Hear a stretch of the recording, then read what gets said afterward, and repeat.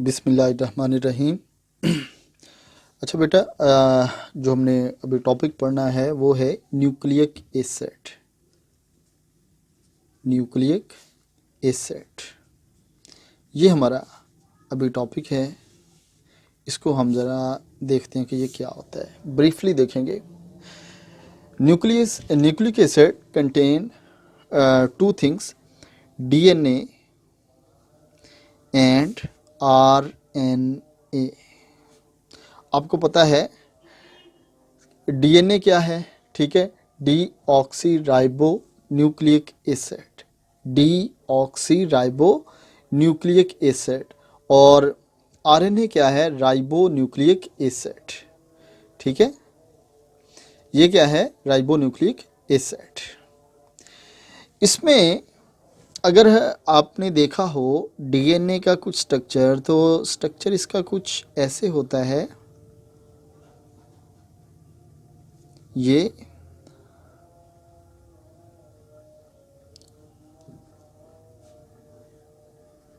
वाला, और इसके अंदर फिर इस तरीके से इसका ये स्ट्रक्चर बनाया होता है। तो ये एक पॉलीमर की फॉर्म में एग्जिस्ट करता है। ये डीएनए का स्ट्रक्चर है। और आपने अगर देखना है आरएनए का स्ट्रक्चर, तो वो कुछ ऐसा होता है। ठीक है, ये आरएनए का स्ट्रक्चर, और ये दोनों ही पॉलीमर की फॉर्म में एग्जिस्ट करते हैं। ठीक है, तो ये इसके अंदर ये जो है आपके पास ये डबल तरह की, एक जिस तरह से ये कह लें कि जिसको हम अल्फ़ा हेलिक्स कहते हैं, एक डबल तरह की इसके अंदर एक वेव की फॉर्म की लेयर होती है। ठीक है, और आरएनए के अंदर एक वो सिंगल फॉर्म में होती है। इस डीएनए और आरएनए की एग्जिस्टेंस कहाँ पर है? न्यूक्लियस के इनसाइड डीएनए होता है, इनसाइड द न्यूक्लियस। और आपको पता है न्यूक्लियस क्या होता है, ब्रेन होता है ये किसी भी सेल का। और उस सेल के इनसाइड जो है वो डीएनए होता है, और उसके जो आउटर साइड होती है उसमें आरएनए होता है। ठीक है, इसका फंक्शन क्या होता है डीएनए का फंक्शन होता है, ये बेसिक सी चीज़ें हैं। आगे इंशाल्लाह मैं इसको डिटेल से कुछ चीज़ें देखूंगा। ठीक है, इसका फंक्शन क्या है, inside the nucleus it store the DNA store the genetic information,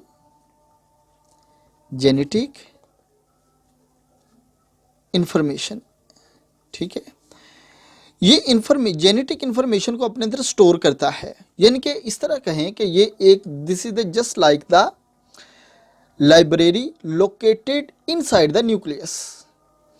तो ये न्यूक्लियस के इनसाइड एक लाइब्रेरी जिस तरह होती है, वहाँ ये उस फॉर्म में एग्जिस्ट करता है। इंफॉर्मेशन इसके अंदर स्टोर होती रहती हैं, और एज ए नीड जिस तरह से उसकी ज़रूरत होती है, ये उनको रिलीज़ करता रहता है। ठीक है, तो इंफॉर्मेशन, इस डीएनए का काम होता है, फंक्शन होता है कि वो इंफॉर्मेशन को स्टोर करता है। और आरएनए आउटसाइड द न्यूक्लियस होता है, और ये जो आउटसाइड होता है इसका फंक्शन होता है transfer genetic information, transfer genetic information. तो ये इंफॉर्मेशन को स्टोर करेगा, ये इंफॉर्मेशन को फर्दर आगे जो डिफरेंट पार्ट्स हैं बॉडी के उसको ट्रांसफ़र करता है। ठीक है, तो एक्चुअली फिर ये क्या करता है, it transfer the information from one part to an others. इसका ये फंक्शन होता है। इसका एक और फंक्शन भी होता है, it synthesizes the protein, it synthesis the protein, ये प्रोटीन को भी सिंथेसिस करता है। ठीक है, types of the RNA. RNA की कितनी टाइप्स होती हैं? आरएनए की बेसिकली 3 टाइप्स होती हैं। आरएनए की 3 टाइप्स होती हैं। एक होता है आरएनए, दूसरा होता है टीआरएनए और थर्ड वन होता है एमआरएनए। ठीक है, what is the stand for the R? R is the ribosome RNA. RNA stand for the ribosome RNA and tRNA stand for the transfer RNA और mRNA messenger RNA.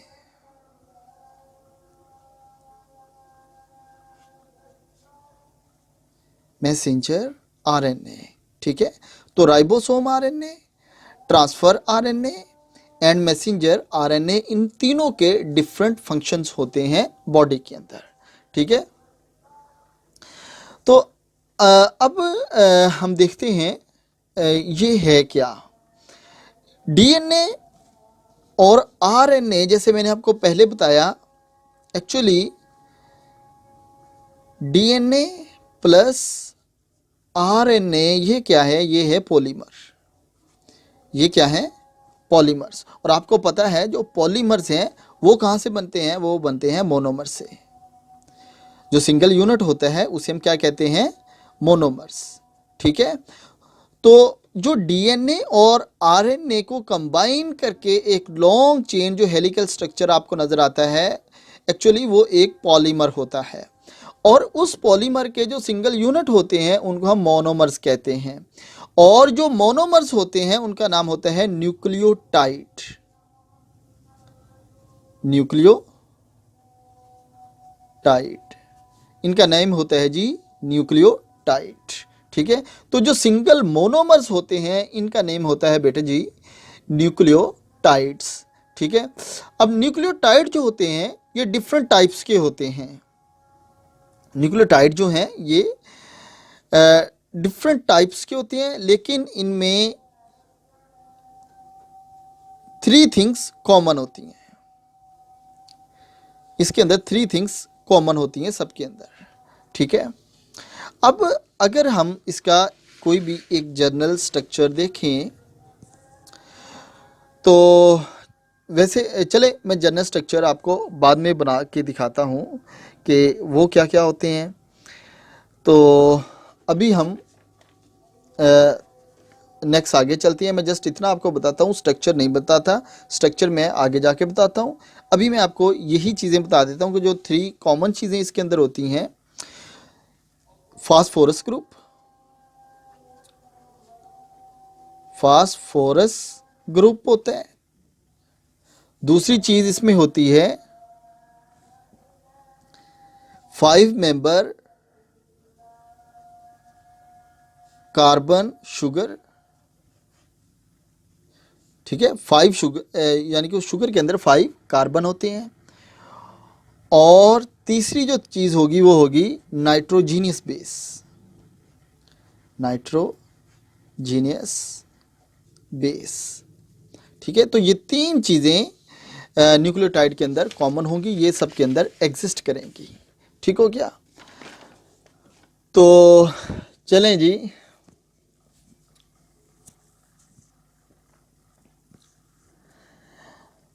For nitrogenous base. अब ये जो nitrogenous base होती है it contain in DNA RNA दोनों के अंदर exist करती है नाइट्रोजीनियस बेस। ठीक है, ये 3 चीजें हैं ना, phosphorus group, 5 member carbon sugar और नाइट्रोजीनियस बेस। नाइट्रोजीनियस बेस तमाम डीएनए और आरएनए के अंदर दोनों के अंदर एग्जिस्ट करती है। ठीक है, और ये जो होती हैं चीज़ें फास्फोरस, ये सम टाइम एग्जिस्ट करता है, सम टाइम एग्जिस्ट नहीं करता। ठीक है, सम टाइम एग्जिस्ट करता है और सम टाइम ये एग्जिस्ट नहीं करता। जो इनके डिफरेंट ग्रुप्स होते हैं, फंडामेंटल ग्रुप्स होते हैं, जिनकी बेस के ऊपर आगे जाके ये पूरा एक स्ट्रक्चर जो है उसकी बेस बनती है। डीएनए में एक्चुअली 4 फंक्शन हो सकते हैं। पहला हो सकता है एडेनिन,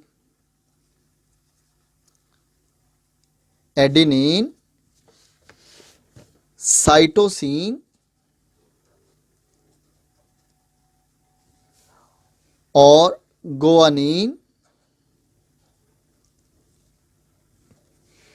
और फोर्थ वन होगी थायोफिन, थायमाइन, थायोमीन। और आरएनए के अंदर भी क्या होगा, एडेनिन भी होगी, साइटोसिन भी होगी, गुआनिन भी होगी, और थायमीन की जगह के ऊपर इसमें होगा यूरासिल।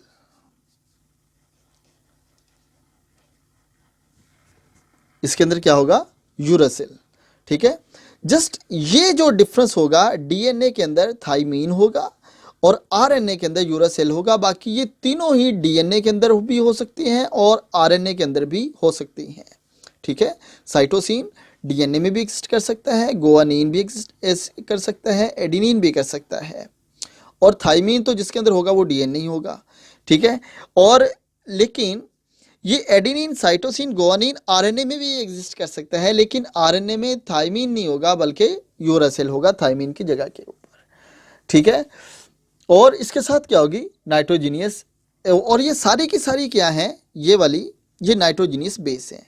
हम इनको ऐसे भी कहते हैं कि जो डीएनए है इसमें 4 टाइप की बेसिस एग्जिस्ट कर सकती हैं, ACGT, और आरएनए के अंदर 4 टाइप की बेसिस एग्जिस्ट कर सकती हैं, ACGU। जस्ट इतना डिफरेंस है। ठीक है, इनको आप याद रख लें तो आपको याद रह जाएगा। तो ये सारी की सारी क्या है, बेस इन नेचर हैं, बेसिक इन नेचर हैं। ठीक है, ये वही है जो जिसको हम नाइट्रोजीनियस बेस कहते हैं। ये क्या है, नाइट्रोजीनियस बेसिस हैं। अब ये जो नाइट्रोजीनियस बेसिस होती है ना, नाइट्रोजीनियस बेसिस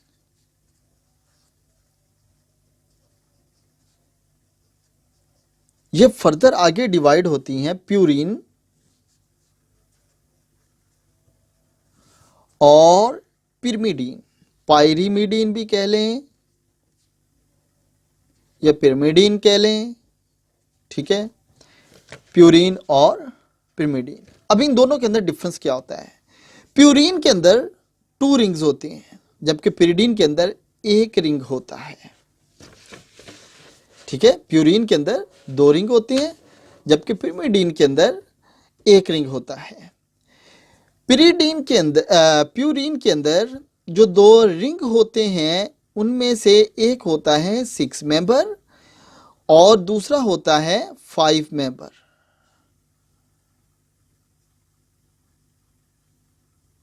दूसरा होता है 5 मेंबर।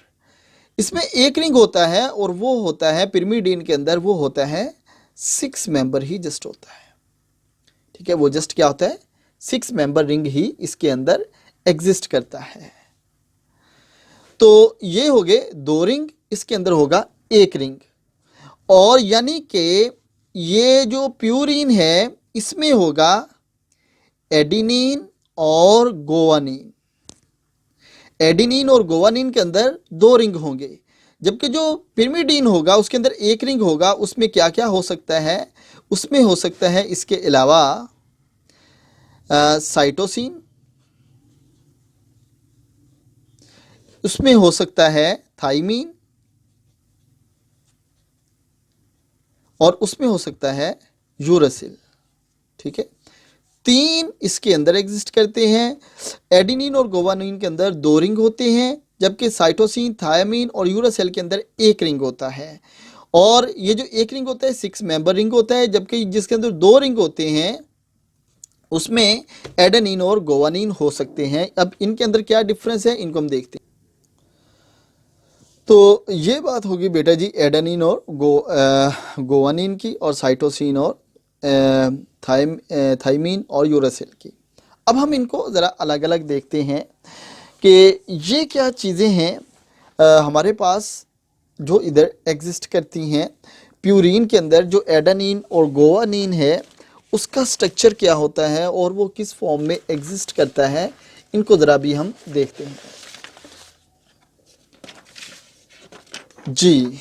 तो ये लें जी, यानी कि हमें करना है डिस्कस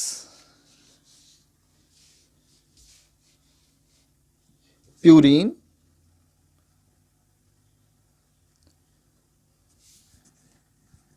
और प्यूरिन की मैं सेंटर में लिखूं ज़रा, प्यूरिन और प्यूरिन की आगे फिर 2 हमने कहा इसके अंदर एग्जिस्ट करते हैं, और इसके अंदर ये 2 रिंग होंगे 6 मेंबर और 5 मेंबर।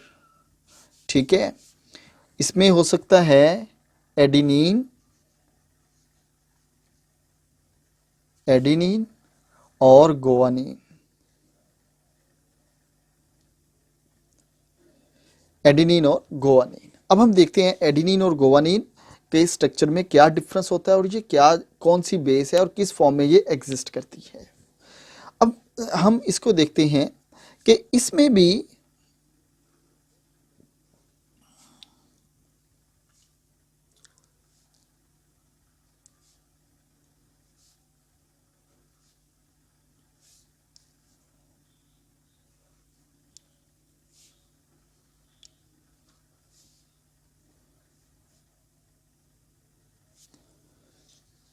जी, ये इसके अंदर इस तरह से एग्जिस्ट करेगा।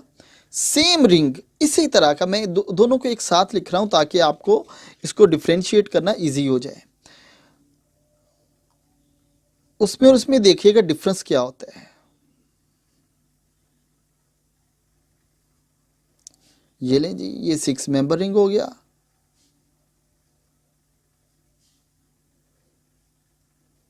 और ये 5 मेंबर हो गया। इन दोनों रिंग्स को अगर आप देखें तो इन दोनों रिंग में कोई डिफरेंस नहीं है, इन दोनों रिंग के अंदर कोई डिफरेंस नहीं है। इवन के यहाँ तक कि इसमें इधर डबल बॉन्ड होता है, इसमें यहाँ पर इधर भी डबल बॉन्ड होता है, इसमें इधर डबल बॉन्ड होता है, इसमें भी बिल्कुल उसी जगह के ऊपर ही डबल बॉन्ड होता है। ठीक है, एक डबल बॉन्ड यहाँ पर होता है, सिमिलरली यहाँ पर भी एक डबल बॉन्ड एग्जिस्ट करता है। ठीक है, तो देखें यहाँ तक स्ट्रक्चर बिल्कुल सेम है, स्ट्रक्चर बिल्कुल सेम है यहाँ तक। अब हम पहले ज़रा इसकी नंबरिंग कर लें तो फिर ज़रा थोड़ा सा हमें इजी रह जाएगा, क्योंकि अभी हमें उसका सीखना है नॉमेनक्लेचर भी। एक मिनट, किधर गया, इसकी हम नंबरिंग कर लेते हैं जी पहले।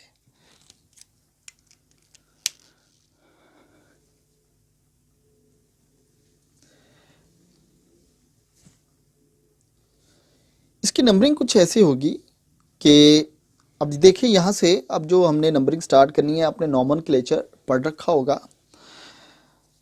तो इसकी नंबरिंग स्टार्ट होगी इधर से, कार्बन ये पोजीशन नंबर 1 2 3 4, ये इधर से नहीं इस तरह को जाएगा, जाना इसने इस तरीके से रिंग की तरफ है, लेकिन इसने एक ग्रुप से दूसरे की तरफ मूव करना है।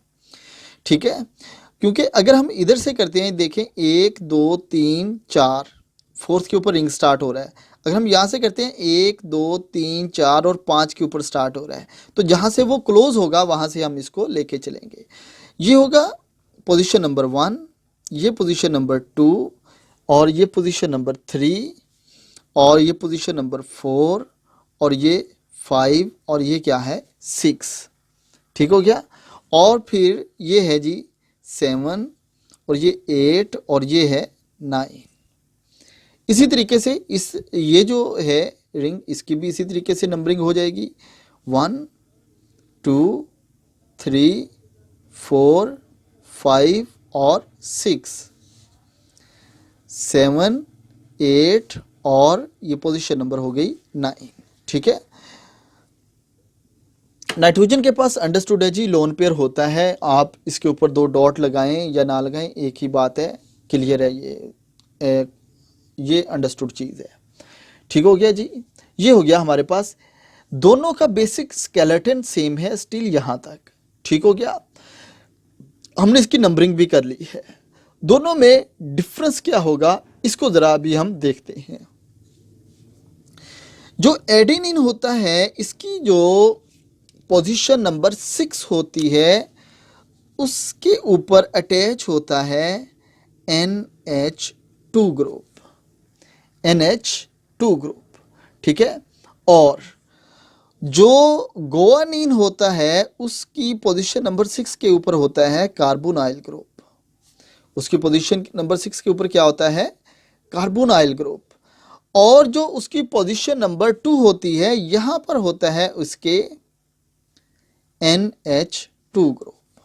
यहां पर इसके क्या होता है? Amino group.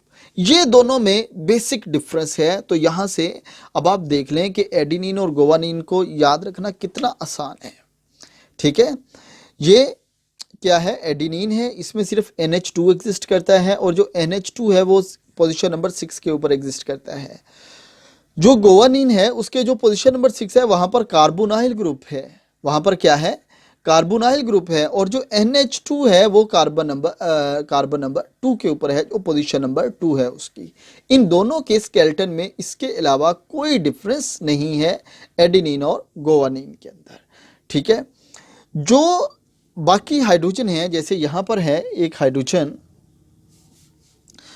तो इसमें यहां पर नाइट्रोजन, यहां पर इसके साथ एक हाइड्रोजन होगा। सिमिलरली इधर भी एक हाइड्रोजन होगा और यहां पर भी एक हाइड्रोजन होगा। इस स्ट्रक्चर में भी बिल्कुल ऐसा ही होगा। जो राइबोज शुगर है वो राइबोज शुगर अटैच होती है एट द कार्बन नंबर 9। ये H रिमूव हो जाएगा और यहां पर आ जाएगी राइबोज शुगर। यहां पर क्या अटैच हो जाएगा? राइबोज शुगर जो है वो यहां पर आके अटैच हो जाएगा। जो शुगर है उसकी पोजीशन नंबर 9 के ऊपर वो अटैक करेगा। पोजीशन नंबर 9 के ऊपर वो अटैच होगा। जब अटैच होगा तो ये H यहां से रिमूव हो जाएगा। यहां से ये जो है राइबोज शुगर वो इस पोजीशन नंबर 9 के ऊपर या इसकी पोजीशन नंबर 9 के ऊपर ही वो अटैक करेगी। ठीक है, तो इसको आप लोगों ने याद रखना है, पोजीशन नंबर 9 के ऊपर इसका अटैक होगा। ठीक है, ये तो हो गया प्यूरिन के। अब नेक्स्ट है जो हमारे पास वो क्या था? पायरिमिडीन्स। पायरिमिडीन्स,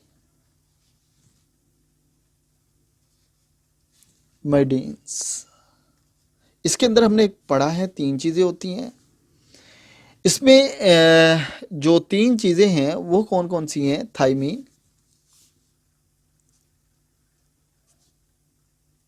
थाइमीन और फिर क्या था जनाब? यूरासिल, और फिर क्या था जी? साइटोसिन। ये 3 इसके अंदर बेसिस एग्जिस्ट कर सकती हैं। ठीक है, थाइमीन, यूरासिल एंड साइटोसिन। अब इन तीनों को इनमें हमने पढ़ा था कि सिंगल रिंग होता है, 6 मेंबर रिंग होता है, एक रिंग होता है इस बेस के अंदर, इस नाइट्रोजीनियस बेस के अंदर। और 6 मेंबर जो रिंग होता है ना बेटा जी, उसमें जो बेसिक स्केलेटन है प्यूरिन वाला वो सेम रहेगा कि यहां पर उसके नाइट्रोजन था, इस पोजीशन के ऊपर उसके भी था और इसके भी होगा।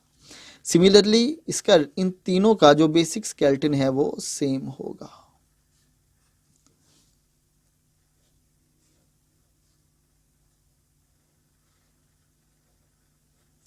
इन तीनों का बेसिक स्केलेटन सेम होगा। ठीक है, और तीनों के अंदर इस पोजीशन के ऊपर डबल बॉन्ड होगा। ये तीनों में कॉमन है। ठीक है, हम पहले देखते हैं थाइमीन को कि थाइमीन जो है ये क्या होता है। थाइमीन के इधर H होगा, इसकी इसी तरीके से आप नंबरिंग कर सकते हैं। इसकी आप यहाँ से करें या इधर से करें, बात एक ही है। चले मैं कर देता हूँ, इधर से भी आप कर सकते हैं, यहाँ से भी कर सकते हैं। यहाँ से कर लें 1 2 3 4 5 और 6, बाकियों की भी इसी तरीके से होगी। 1 2 3 4 5 और 6, 1 2 3 4 5 और 6। ठीक है, नंबरिंग भी इनकी सेम है यहाँ तक। इनके अंदर क्या डिफरेंस होगा? जो होगा बेटा जी थाइमीन बेस, उस बेस के अंदर ये होगा कि उसका जो कार्बन नंबर 2 है यहाँ पर होगा कार्बोनाइल ग्रुप, जो कार्बन नंबर 4 है यहाँ पर भी होगा कार्बोनाइल ग्रुप, और जो पोजीशन नंबर 5 होगी यहाँ पर होगा मिथाइल ग्रुप। यहाँ पर क्या होगा? Methyl group, CH3 group. Okay, और जो यूरेसिल है उसमें और इसके अंदर डिफरेंस क्या है देखिएगा जरा आप खुद जरा, क्या डिफरेंस है? ये यूरेसिल है, ये थाइमीन है, इन दोनों में क्या डिफरेंस है? कोई डिफरेंस नहीं आपको नजर आ रहा है। मास वाई कार्बन नंबर 5 के यहाँ पर CH3 था, यहाँ पे H है। ये आप H इसको बाहर निकाल के लिखें या ना लिखें, वरना ये अंडरस्टूड है, यहाँ पर एक हाइड्रोजन होता है। ठीक हो गया? तो इसमें और इसके अंदर डिफरेंस क्या है? डिफरेंस आपके सामने है बेटा जी कि इसके जो कार्बन नंबर, बाकी चीज़ें सेम है। कार्बोनाइल ग्रुप है पोजीशन नंबर 2 के ऊपर, कार्बोनाइल ग्रुप है पोजीशन नंबर 4 के ऊपर। ठीक है, और डिफरेंस इसके अंदर क्या है कि इसका जो कार्बन नंबर 5 है वहाँ पर एक मिथाइल ग्रुप है, जबकि इसमें मिथाइल ग्रुप नहीं है। तो अब ये देखें, इन दोनों के जो स्ट्रक्चर हैं वो आपस में काफ़ी मिलते हैं, इसलिए मैंने इन दोनों को साथ साथ ही कर दिया है। जो थर्ड वन स्ट्रक्चर है उसमें और इसमें अब देखिए क्या चीज़ का डिफरेंस है। जो साइटोसिन होता है उसमें यहाँ पर डबल बॉन्ड और इधर होता है NH2 ग्रुप, इधर डबल बॉन्ड और इधर क्या होता है NH2, जबकि यहाँ पर क्या होगा कार्बोनाइल ग्रुप। ठीक है, जो पोजीशन नंबर 2 है इन तीनों के अंदर कॉमन है कि पोजीशन नंबर 2 के अंदर कार्बोनाइल ग्रुप होगा, जबकि जो साइटोसिन है उसकी पोजीशन नंबर 4 के ऊपर NH2, जबकि जो यूरेसिल है और थाइमीन है उसकी जो पोजीशन नंबर 4 है वहां पर भी कार्बोनाइल ग्रुप है एग्जिस्ट करेगा। ये इन दोनों के अंदर डिफरेंस होता है और इसके अंदर कोई डिफरेंस नहीं होता। ठीक है, तो ये 3 स्ट्रक्चर हैं जो हमने डिस्कस कर लिए हैं पाइरिमिडीन के भी, और आपको ये पता है कि ये जो थाइमीन है ये एग्जिस्ट करता है only in DNA, it exist in only in DNA, it only exist in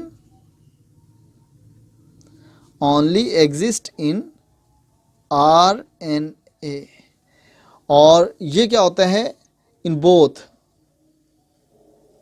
DNA plus RNA दोनों में ही ये एग्जिस्ट कर सकता है। तो हमने कहा था कि जो न्यूक्लियोटाइड होते हैं उनके 3 पार्ट होते हैं। ये देखें, जो न्यूक्लियोटाइड होते हैं उनके 3 पार्ट होते हैं, 3 चीज़ें उनमें कॉमन होती हैं। एक होता है नाइट्रोजीनियस बेस, तो नाइट्रोजीनियस बेस जो है उसको हमने डिसाइड कर लिया कि इन पांचों में से कोई एक पार्ट उसके साथ अटैच होगा जो न्यूक्लियोटाइड होगा। इन जो न्यूक्लियोटाइड होगा उन पांचों में से कोई जो एक पार्ट है ना नाइट्रोजीनियस बेस वाला, इन पांचों में से कोई एक होगा, इन पांचों में से कोई एक होगा। तो एक जो पार्ट है उसका मसला ये वाला जो हमने सॉल्व कर लिया नाइट्रोजीनियस बेस का, तो सॉल्व हो गया है। अब हम देखते हैं 5 मेंबर कार्बन शुगर वो किस फॉर्म में एग्जिस्ट करेगी और कैसे एग्जिस्ट करेगी। इन तमाम के अंदर जो 5 मेंबर कार्बन है वो कुछ ऐसे एग्जिस्ट करेगी लाइक दिस कि ये 5 मेंबर रिंग होगा ये वाला, और यहाँ पर होगा उसके साथ ऐसे करके, और यहाँ पर OH और यहाँ पे OH। ठीक है, ये इधर जो है इसको देखें भी मस्ट होंगे। अब मैं देखें इसको आपको कार्बन 5 पूरे करके दिखाऊं। इधर भी कुछ कोई भी कोई अटैच हो सकता है ग्रुप। देखें जी 1 कार्बन कार्बन अगर हम काउंट करें 1 2 3 4 और 5। अब यहाँ पर कुछ भी और ग्रुप अटैच हो सकता है, ठीक है। तो ये 5 मेंबर कार्बन यूनिट जो है वो ये वाला होगा। अब इसके साथ यहाँ पर जो अटैच होगा वो होगा इसका नाइट्रोजीनियस बेस। इधर क्या होगा, नाइट्रोजीनियस बेस इधर अटैच होगा इस पोजीशन के ऊपर, ठीक है। और डीएनए और आरएनए के अंदर डिफरेंस क्या होगा कि जो आरएनए का राइबोज शुगर होगा, जो 5 मेंबर कार्बन शुगर होगा, उसके अंदर ये दोनों OH ग्रुप होंगे, ये 2 H ग्रुप होंगे उसके अंदर। और जो डीएनए का होगा उसको हम कहते हैं डीऑक्सी। इसका मतलब है ये ऑक्सी ग्रुप रिमूव हो जाएगा। तो जो होगा स्ट्रक्चर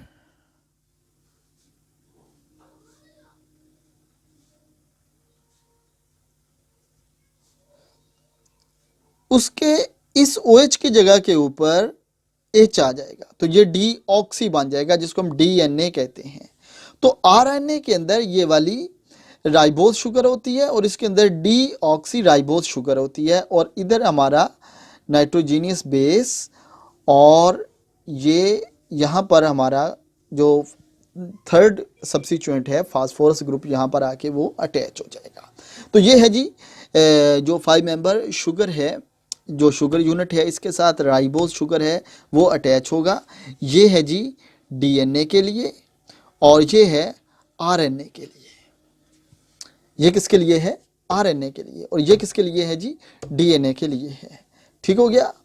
तो ये हो गया। अब जो नाइट्रोजीनियस बेस है उन पांचों में से जो अभी हम ऊपर स्टडी करके आए हैं ये वाले, ठीक है, वो इधर इस पोजीशन के ऊपर इन पांचों में से कोई भी आ सकती है, इन पांचों में से कोई भी आ सकती है।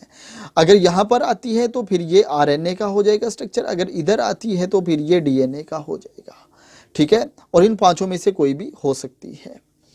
तो ये तो हो गया हमारा जो एक यूनिट है जिसको हम राइबोज कहते हैं। तो यानी कि दो हमारी बातें हो गई, कार्बन शुगर की बात भी हो गई, ठीक है, और हमने डिसाइड भी कर लिया कि कौन सी राइबोज डीएनए के लिए है और कौन सी राइबोज जो है वो आरएनए के लिए है, ठीक है। तो ये कंफर्मेशन भी हो गई हमें कि which ribose is for DNA, which ribose will present in RNA, ठीक है। तो ये भी हमारी कंफर्मेशन हो गई।